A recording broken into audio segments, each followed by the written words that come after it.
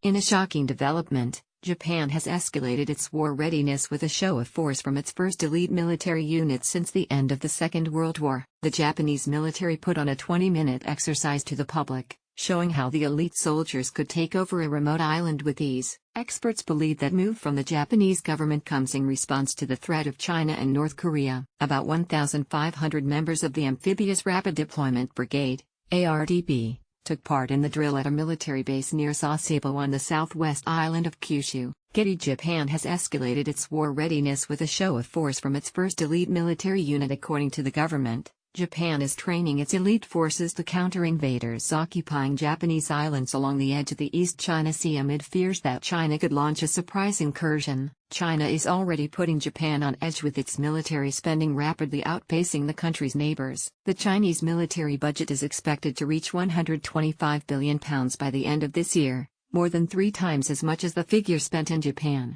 Tomohiro Yamamoto, Vice Defense Minister, addressed the elite troops at ceremony, saying, "Given the increasingly difficult defense and security situation surrounding Japan, defense of our islands has become a critical mandate."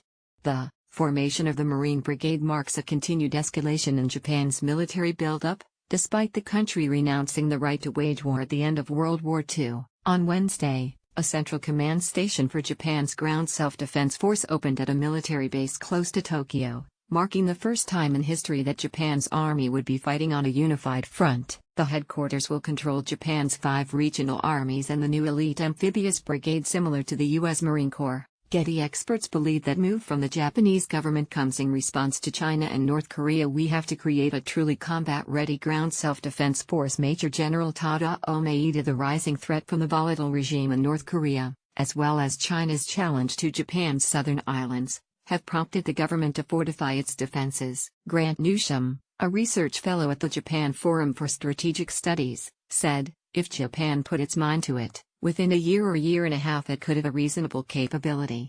In recent years, the country has invested in cruise missiles, at least 42 advanced F-35 fighter jets and a new missile defense shield. Last month, the ruling party also called for the nation to develop its own aircraft carrier.